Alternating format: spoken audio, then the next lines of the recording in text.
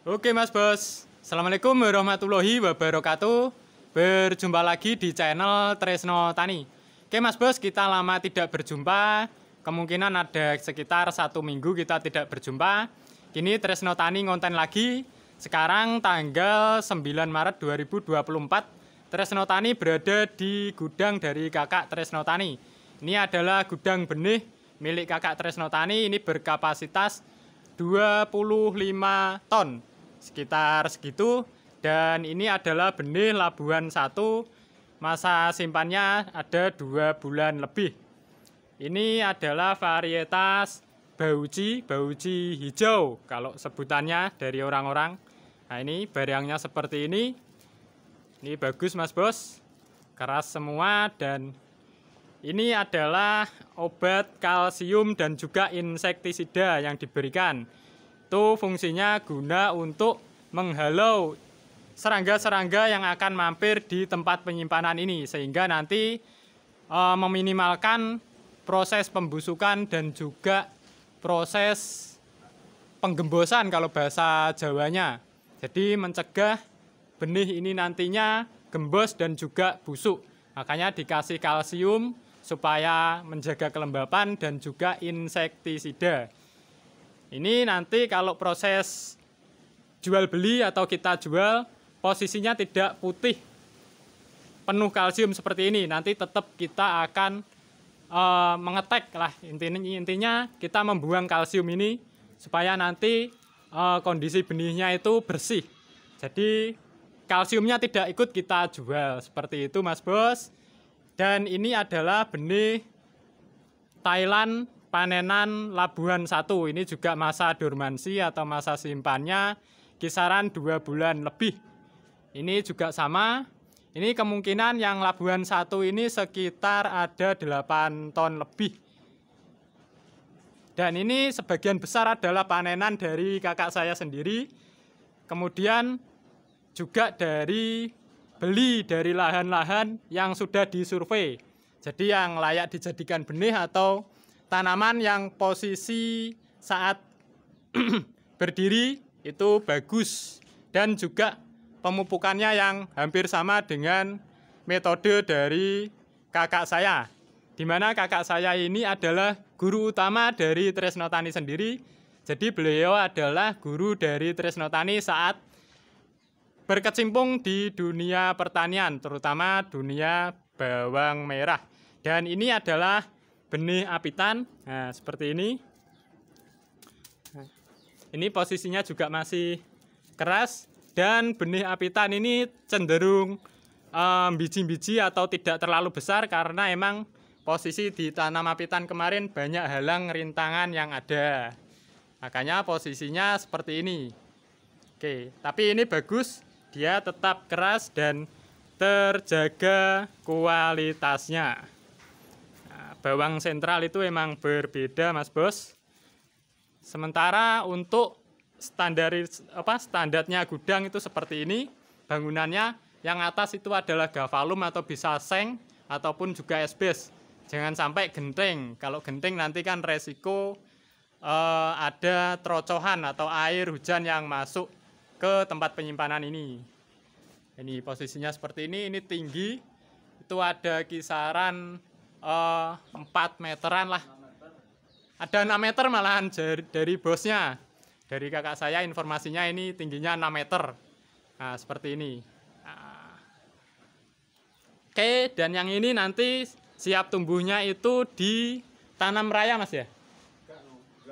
Di bulan 4. Nah, di bulan 4 atau Labuhan 3 yang tanamnya akhir biasanya. Atau bulan 4 awal juga berani. Mega sekti apa enggak Mas? Ya, dikasih jalan sedikit. Kalau ingin tumbuhnya serempak itu dipeges sedikit. Kalau ingin bersabar seperti Tresno Tani biasanya emang tidak dipeges. Bahkan Tresno Tani sering menanam itu usia 3,5 bulan sudah ditanam dan tidak dipeges. Hasilnya pun juga maksimal, tapi emang kita harus bersabar menunggu tumbuh biornya. Nah, seperti itu. Mungkin sampai 10 hari kalau masa simpannya itu 3,5 bulan. Kalau 4 bulan atau 4 bulan lebih itu sudah siap tumbuh, walaupun tidak kita peges, itu kemungkinan sekitar 7 hari sudah bior. Yang benih hapitan ini bisa ditanam sekarang. Ini masa dormansinya sudah 4 bulan lebih. Bahkan 4 bulan setengah. Kita ambil satu aja sebagai contoh. Dan ini adalah kakak saya. Dan beliau adalah guru dari Tresno Tani dalam belajar proses penanaman bawang merah. Ya, di samping latar belakang dari Tresno Tani adalah Bapak Tresno Tani adalah petani bawang merah, tetapi teori-teori baru Tresno Tani butuhkan untuk mengarungi musim tanam bawang merah yang sudah mulai bergeser teori dan juga penerapannya. Karena orang-orang lawas biasanya tidak mau berkembang dan cenderung mempertahankan teori-teori lawas yang mungkin sudah usang dan sudah tidak cocok dengan kondisi yang sekarang. Dan kakak saya ini adalah guru dari Tresno Tani. Beliau mengajari Tresno Tani dalam hal apapun saat mulai penanaman bawang merah, baik olah lahan, pemupukan, pengobatan, dan sebagainya. Tapi kadang Tresno Tani juga mengakali karena emang kondisi ekonomi dan juga lahan yang berbeda dengan yang ada di sentral. Karena emang di konten-konten sebelumnya lahan dari Tresno Tani itu berbeda dengan yang ada di sentral. Mohon maaf Mas Bos, ini ada hujannya sangat lebat. Nah, seperti itu. Mungkin nanti suaranya itu tidak bisa keras atau cenderung pelan, ya nggak apa-apa ya. Mas, ini mau tanya. Iya. Untuk karir jenengan di dunia pertanian bawang merah dimulai kapan? Yo awet Joko. Mulai dari remaja katanya. Beliau sekarang berusia sekitar 45 tahun sekarang. Nah, dari remaja atau Joko sudah mulai proses atau mulai menanam bawang merah. Itu ada 20 tahun ya Mas ya? Iya lebih ya. Lebih dari 20 tahun. Sementara Tresno Tani baru 100% terjun di dunia pertanian itu baru di 2018. Sebelumnya emang sering Tresno Tani juga membantu pekerjaan di sawah, tetapi tidak bisa mengambil keputusan penuh dan juga tidak menanam sendiri. Jadi membantu orang tua saja. Kalau mulai dari 2018 Tresno Tani sudah mulai menanam sendiri. Dan guru Tresno Tani adalah ini, kakak saya. Ini kita berada di Dusun Ngerco, Desa Sukorejo, Kecamatan Rejoso, Kabupaten Nganjuk. Bagi dulur-dulur yang mau menanam bawang merah, monggo bisa datang ke gudang dari kakak saya ini dan belajar atau tukar pengalaman ataupun tukar informasi ataupun sharing tentang proses budidaya bawang merah, karena beliau berada di sentral dan kenyang akan pengalaman. Nah, ini beliaunya sedang memilih benih yang nantinya akan kita jual ke petani. Dan ini ada yang unik dari kakak saya. Ini adalah ciri khas dari kakak saya.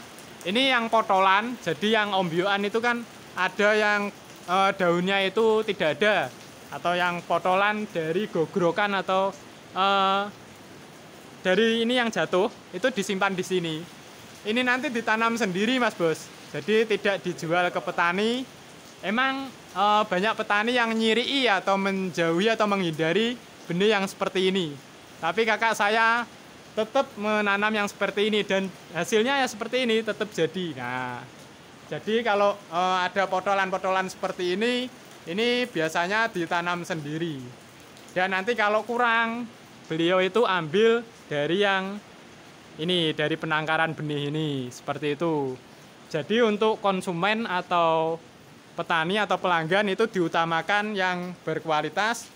Kemudian yang hasil potolan itu sebenarnya juga berkualitas, tapi kan memang nggak ada daunnya. Kalau dijual nanti kurang etis lah, soalnya nggak ada daun. Nah, seperti itu. Makanya ditanam sendiri. Oke. Ini dijual ini diresik itu. Nah, ini sih. Kalau ini dijual, nah seperti ini prosesnya. Kita buang kalsium atau batu-batannya sampai bersih. Nah, seperti ini. Baru kita lepaskan ke penanam atau petani. Jadi seperti itu. Jadi nanti untuk bobotnya itu tidak menimbang kalsium. Soalnya awalnya gak bukan kalsium. Ya ngono lho awake iki. Kalau kalsiumnya banyak, nanti yang dijual kalsium katanya. Nah, kita menjaga kualitas dan kepuasan daripada petani Ya, atau pelanggan. Banyak pelanggan sih nggak kapok. Nah, dan alhamdulillah banyak pelanggan yang kembali ke sini atau kembali ke gudang dari kakak saya ini. Itu nasi apitan, apa ya? Terutama ini petani-petani yang ada di Bojonegoro, Mas Bos. Sering mengambil benih ke sini, bahkan kakak saya ini mengantarkan sendiri ke Bojonegoro. Oke, seperti itu. Dan untuk benih ini emang kebanyakan dari hasil panennya sendiri. Kemudian kita mencari tanaman yang dirasa itu berkualitas tinggi untuk disimpan di tempat penyimpanan benih ini. Oh ya Mas Bos, ini ada yang kosong. Nah, yang ini adalah tempat penyimpanan raya kemarin. Ini sudah laku semua. Kita posisinya untuk raya kosong.